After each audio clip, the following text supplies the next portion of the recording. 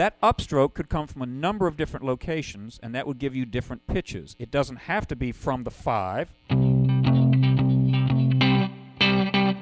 It could be from the 6. It could be from the root. See how I flatten my third finger to get that octave C over there? Or I can be using a little bar here and getting the flat 7 and the 5. Now I can start going up higher in the register. There I'm covering, grabbing the 3rd and the 4th string. My guide tone's the 3rd and the flat 7. Well, I want to make that sound like the real deal, so I go. Hear the flat 3-3 hammer on. Also, I'm coming back in with a staccato because the horns are going that, and they're cutting right off. Actually, I go. I have all these other tones available. On the 2nd string, I have the 5, the 6, and the flat 7. That's the same thing you're doing when you do your boogie woogie. It's just an octave higher. So all that stuff's available. For the F, a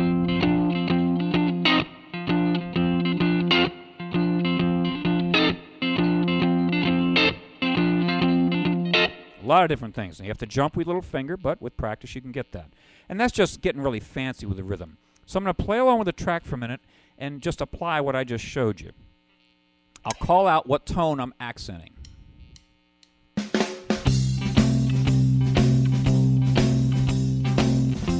And make sure you don't rush. There's a tendency to rush a lot of times. Okay, now I'm going to put a kick in on the 5.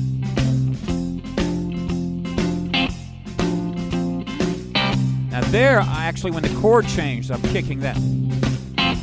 So you've got different spots in the measure that you want to kick. 1 and 2, 1 and 2. You see, it doesn't have to be on the 4 all the time with the and of 4. Now I'm going to accent the root, the higher.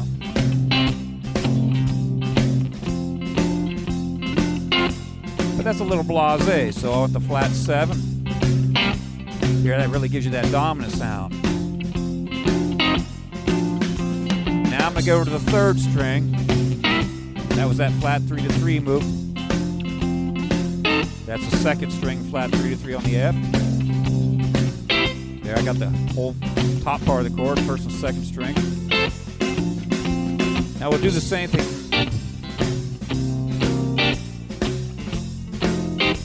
You see how now I'm putting that same approach on the 9th chord, but it's not the same because the boogie woogie drives it really nice. So I would say that the rhythm for this falls into those 2 categories: chords, or the boogie woogie and any enhancements you put on that. Now you also have that flat 7 available, and there are a lot of variations out here.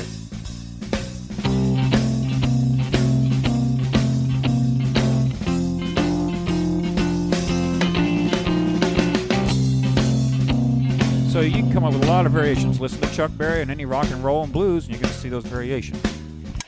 Now we're in a dominant family here, so you got C7 and F7. Let's look at extending the chords, and I'll show you how you can make this thing sound a little too uptown. The 9 chord sounds nice. Anytime you have this 9th chord, the 5th of the chord is on the 1st string, so the 13th or the 6th would be a whole step higher. So that would be the 13 chord. Let's play along with the track, but before we do that, that's your 5th string version, so you have to move your hand up 5 frets. So we're going to do a little string transference. String transference means that you take the notes in one position and move them to another position. You're playing the same notes, but sometimes the fingering is going to change. So when you play this C9 chord, the bass player gets paid to play the root, so you don't have to play the root. So let's just look at this shape. E, B flat, D, G. That's 3, flat 7, 9, 5. If you move that over to the middle 4 string, that's the 9th chord fingering. Same notes, and your assumed root is right here. You don't play the root, but that's how you locate it. So that's the voicing, and that also allows us to, if we choose, to hyperextend the 4th finger. So you'll get these voicings, but these are the 2 general voicings. Then if you look at this, here's your C9, C13. You raise that G to A, the 5 to the 13. Over here, you'd have to do like that, so we're going to change the fingering.